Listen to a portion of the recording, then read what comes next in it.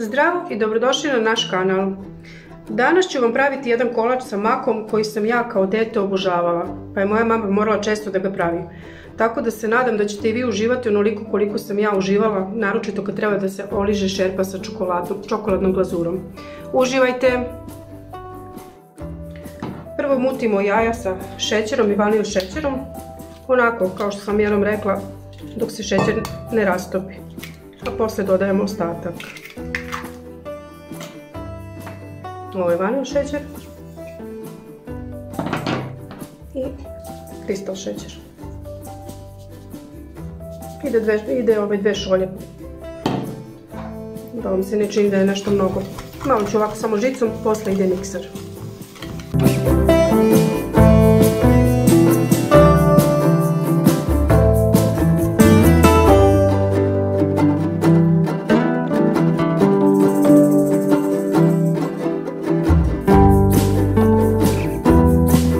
Sad ću preći na mikser, pošto dodajemo ostale ostatke. Dodajemo ostalo, pa će biti malo teže mutiti ručno.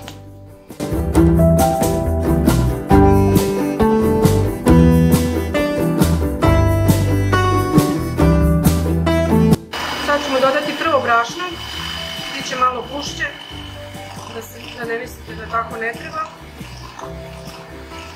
Postepeno. I onda ćemo dodati prašak za pecivo. Da to sve dobro umutimo, dodajemo mleko i ulje.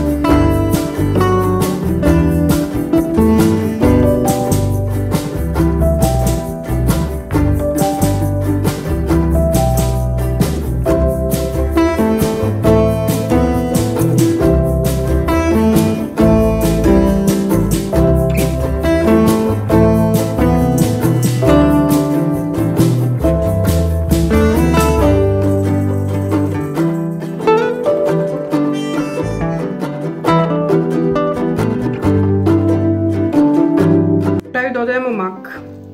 Ovo je onaj domaći, ne mleveni.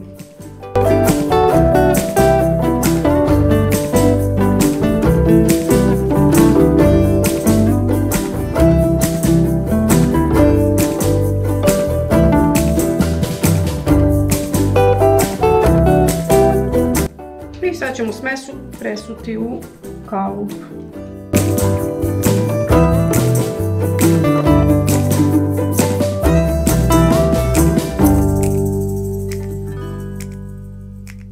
Peći ćemo na 220 stepeni oko 40 minuta. Naravno uvek proveravate čačkalicom ili nožićem. Ako ostane suvo, gotovo je. Tako da vidimo se za nekih 40 minuta. Naš kolač je pečen. Ostavili smo ga sa strane da se malkice prohladi. Ne mora skroz, može da ostane topao, ali samo da se malo prohladi. A sad ćemo da napravimo glazuru. Stavit ćemo u šerpicu puter, vodu,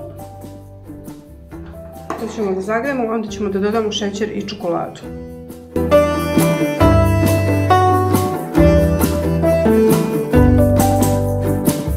Dodat ćemo šećer.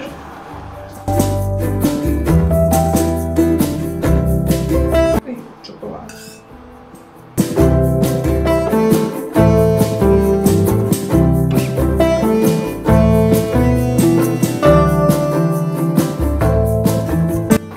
Bojite da će da vam zagori, možete da otapate i na pari. Ili ovako u šerpi sa ovim duplim dnom.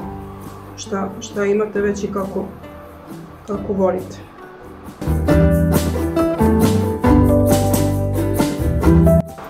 Evo, naša čokolada se istopila. Sad ćemo preliti preko kolača i ostaviti da se stegne i ohladi.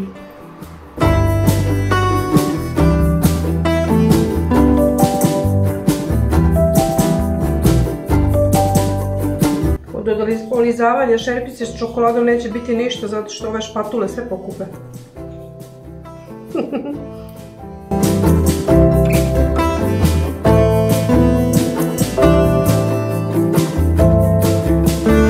A možemo da oližemo špatulu. Pretresemo sam da se lepo čokolada. Tako ci. Evo, drage naše dame, nadam se da ima i po neki gospodin. Završili smo sa današnjim kolačem. Nadam se da vam se dopao recept, onaj starinski i pravi, koji su nekad naše mame i bake pravile. Tako da kad prestanem da mljackam, mislim da ću malo možda razgovetnije pričati. Olizala sam špatulu, samo da bi vam dokazala šta sam trebala da dokažem. Da će od nekog lizanja ipak biti, Šalim se, nemoj nabriši ovo. Evo, naše drage dame, a nadam se da ima i po neki gospodin, naš današnji recept je gotov. Kolač je predivno ispao, baš pravi onako starinski kako su naše mame i bake pravile. Tako da eto, uživajte dok ga pravite, oližite makar špatulu i javite nam utiske. I kao i obično, molimo vas da nas podržite, da se malo smijete sa nama i da opalite jedan subscribe. Svako dobro, mljackam, pa malo ima pauze. Svako dobro vam želimo. Ćao!